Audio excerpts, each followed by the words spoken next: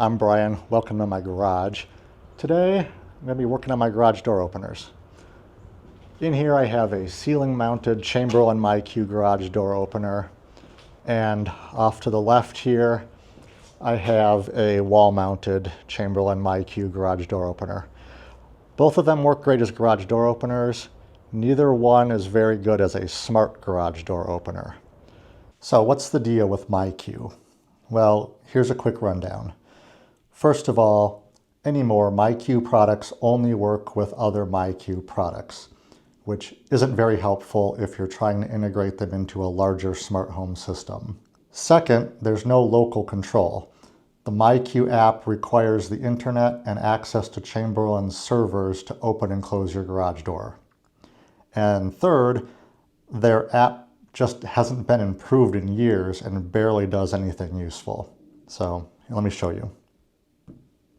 Once in the app, you can open and close your doors. That's great, but you can't control how far to open the door, nor can you stop it if you triggered it accidentally. And when you close your door, it has to beep and flash lights for 10 seconds before it closes. That's fine, I get it, but it can be annoying. All right, what else? Let's go into the settings and let's go to schedules. So if we want to set up a schedule, we can only schedule the door to close. That's it. Honestly, I think scheduling the door to close is more of a safety issue anyway, so I would never do that. Then we have notifications. Set up a notification. You can get notified if the door is opened or if it's closed. And if you come down here to remind me, it can let you know if you've left your door open or closed a certain number of minutes. But you can't set any conditions. Want to be notified if you left your door open when you leave home? Nope. What if you want to know if it's open at, say, 11 p.m. at night? Nope, can't do that. A lot of very basic things that I feel most owners of a smart garage door would like to use. So if not myQ, what can we do instead? Well, for Christmas, I was gifted a couple of these ratgdo32s. It's a hard name to say, but these are going to attach to both of the garage door openers. This should expose a lot more capabilities than the myQ app does. So let's get started installing these. Okay, so what do you get in the kit? First of all, you get the controller with a 3D printed bracket that will clip to the rails that your garage door opener is attached to. You get a USB-C to USB-A cable, a power adapter, because it does need power. It also comes with 2 wiring harnesses. From what I can tell, this is the one for working with old garage door openers, and this is the one I'm going to be using for my Chamberlain myQ garage door openers. Okay. Step 1 to make this thing work is to install the firmware. So let's do that now. So there's a USB-C port on the side. It's a pretty tight fit, so make sure it goes in all the way. And then this end connects to your computer. I have to use an adapter. All right. And you just want to make sure that the light is lit up red on here. That means you have power and a good connection. And then what we're going to do is we need to open up Google Chrome, or you can use a newer version of Microsoft Edge because it's based on Chrome. And we want to go to the company's website, which is ratgdo.llc. In my case, I'm going to come down to where it says Read More under the ratgdo32. From here, we'll scroll down a little bit till we get to the ratgdo firmware. There's 2 options. There's ESP Home and there's HomeKit. If you are just doing this with your Apple devices and you want it to work with the Apple Home app, HomeKit would be the logical choice. Or if you're trying to make it work with another smart home hub that doesn't support ESP Home but will work with HomeKit devices, then go with HomeKit. Personally, in the past, I haven't found HomeKit to be all that reliable. So since I'm using Home Assistant anyway, I'm going to stick with the ESP Home firmware. Both of my garage door openers have the Security 2.0 round yellow Learn button, so I will choose that option. And then I am using the ratgdo32. And then click Connect, and the USB connection shows up, and select that and hit Connect. And then Install Erase Device, click Next, and Install.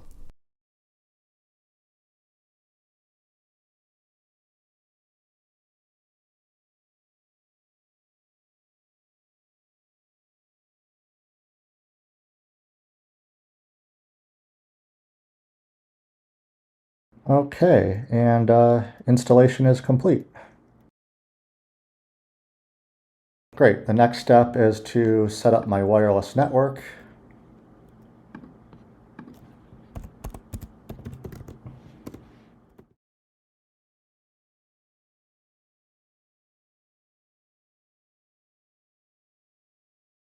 And then conveniently it asks us to add it to Home Assistant.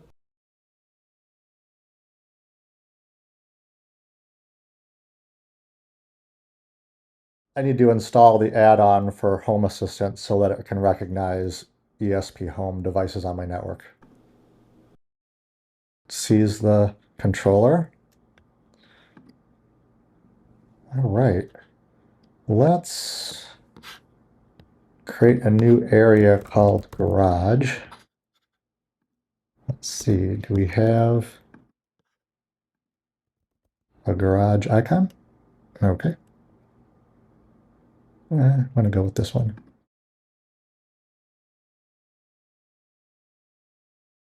Add. Finish. So now if I go to Devices,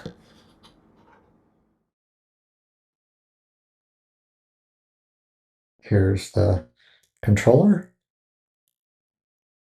Perfect. And I can change the name to Right Garage Door. Update. Rename. Okay. Well, the controller's on my network and connected to Home Assistant, so the next step is to plug it into the garage door opener.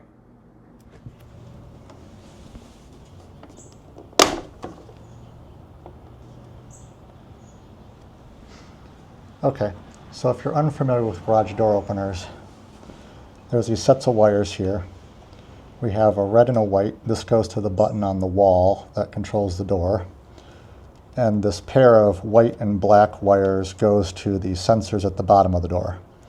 So we just need to disconnect these by pushing on these buttons and just pulling the wires out.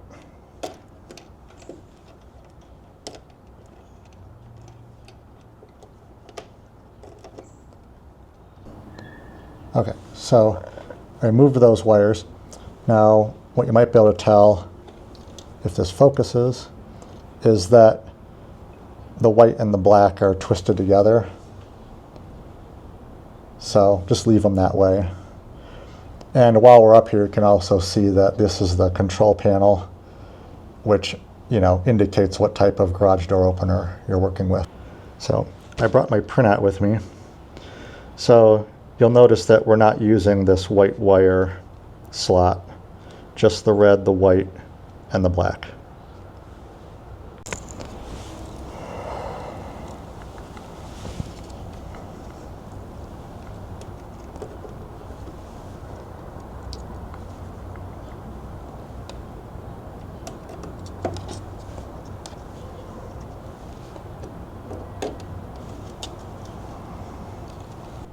Okay, so I got those wired in, red, white, and the black. So now I just need to take these other wires and plug them into the controller, which is labeled red, white, white, and black.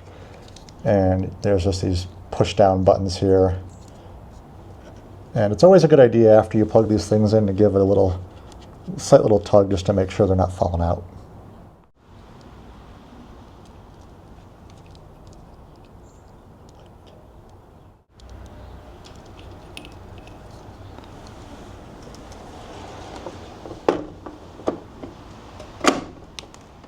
So now I just need to get the power wired up. I already put this splitter up here.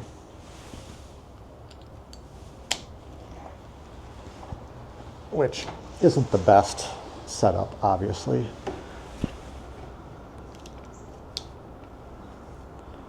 And I got the thing plugged in. And now I just need to mount this somewhere.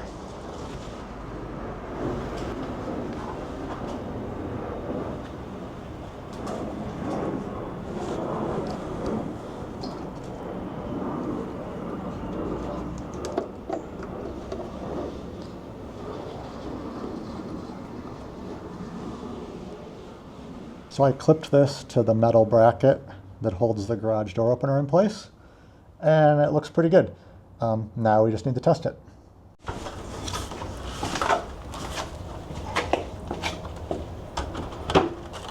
Okay, so I'm going to open up HomeKit, find my garage door.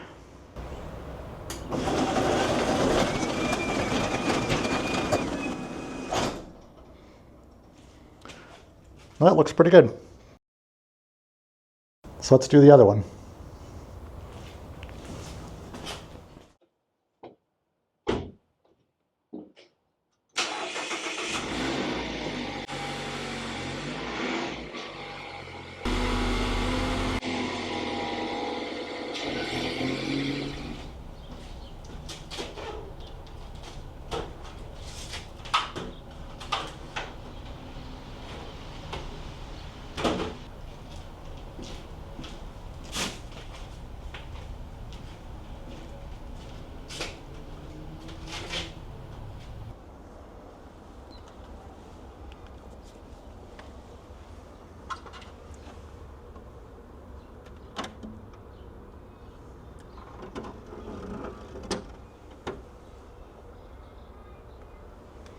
The wall mount garage door opener is a little bit more complicated than the ceiling mount. Still have red and white wires. This goes to the button on the wall. The black and the white wires go to the sensors at the bottom of the door. And in this case, these green wires go up top above the door, and that is a sensor that monitors the tension on the door. We don't have to touch that one. So I just need to unplug both of these red and white and the black and white wires. Other than those additional wires, the installation for the wall mount garage door opener is going to be exactly the same as the first one. So I'm not going to show every little step along the way.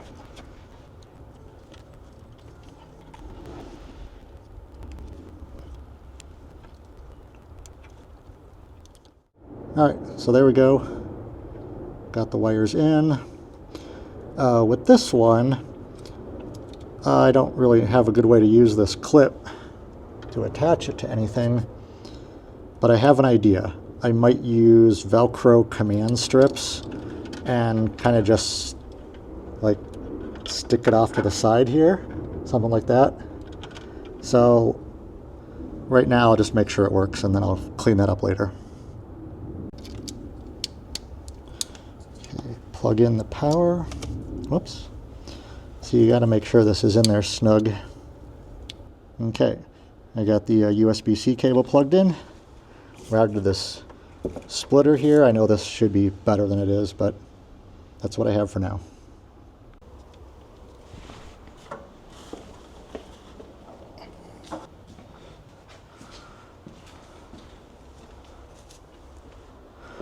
Okay, I'm just going to make sure that the real button works.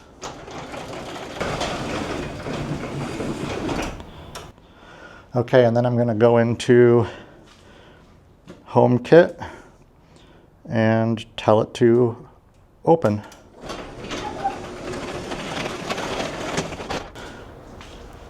Great, perfect. Okay, so I'm in Home Assistant and I'm on my custom dashboard that I've created for all of my devices. So if I go over to the overview, which is the default setup that Home Assistant creates, you can see there's all my garage door controls over here. I can make the door open and close. You can just toggle it like you would be pressing the button. You can tell if the lights are on or off and control the lights. It also tells you if there's any obstructions, breaking the sensor at the bottom of the door, or if it's detected motion, because both of the control panels on the door detect motion, and it uses that to turn the lights on and off when you go in the garage. Interesting thing is the wall-mounted garage door opener does not turn the light on when you break the beam at the bottom of the door. It only turns it on with motion, whereas the ceiling-mounted garage door opener will turn the light on either way, which is nice. And now that I have access to both of those in Home Assistant, I could create an automation when I break the beam at the bottom of the left door to turn both lights on, which would be really nice. For some reason, myQ, even though both garage door openers use the same platform and the same app, there's no way to make them work together. I can't have all the lights come on when I open one door, for example. So now I can do all of that, which is kind of exciting for me anyway. So, all right, let's go back to my custom dashboard. And I'm going to edit this, and I'm going to create a new section. And I'm going to call it Garage. And let me find an icon for that, if I can spell. And I like this one. I'll save that. And I want it up at the top for right now because it gives me easy access on my phone. So let's add one of these tiles. I like these. And let's do the right garage door, which shows up in Home Assistant as right garage door door. Okay, that looks nice. Let's just change the name to right door. And I'm not going to change any of the icons or anything because it will update the icon to reflect whether it's open or closed or in the process of opening and closing, which is very nice and exactly what I want anyway. So I'll hit save. And I can duplicate this one and do the same for the left garage door.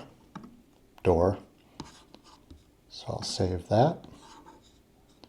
Oops, got to change the name. Under appearance, we'll change that to left door. Save that. And I would also like easy access to the lights. So I'm going to add another tile. Call this right door light. I'm just going to call it right light. And hit save. And do the same for the left garage door light. Save. And of course I have them on the wrong side. No big deal. Just drag those around. And that's all done. There's a lot more that I want to play with, but the next thing I wanted to try was integrating it into Apple HomeKit. If you go to Settings and you go to your devices and you find your HomeKit bridge, if you don't have that installed, it's pretty straightforward to do that. This isn't really a Home Assistant tutorial. So I click on HomeKit bridge, configure. I like to do this include mode and just select the types of devices that I want to share with HomeKit. But the key is to make sure that this cover option is selected. Covers a device category that covers garage doors, blinds, shades, kind of anything that's retractable. So we just select that and hit submit, and it's going to show up in Apple Home.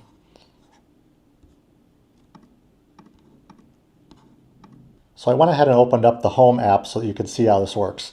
My garage doors are showing up here. The lights are showing up because I share all the lights from Home Assistant. Let's go check it out in the car and make sure that this shows up in Apple CarPlay.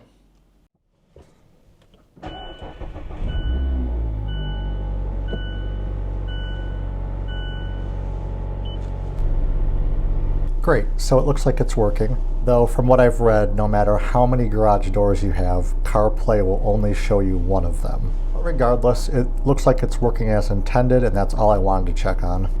While I'm out here, I might as well test you-know-who to see if she works too. Hey Siri, open the right garage door.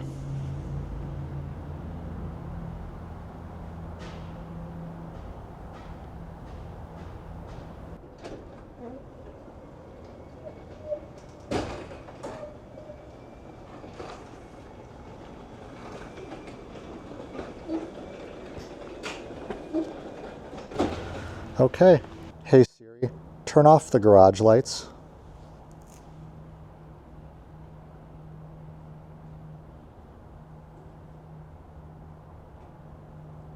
Okay, that worked. So yeah, I think that's it. I'm very excited about the possibilities and the automations that I can put together with the garage doors and the lights. I don't need anything that crazy. I just really wanted to know if I left the door open and, make them work together. It's not that complicated.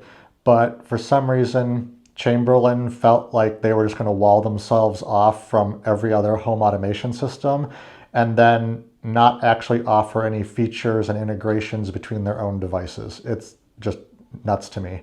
But anyway, the fact that you can make it work with HomeKit, and between the HomeKit firmware and the ESP Home firmware, you should be able to make this work with pretty much any good smart home system.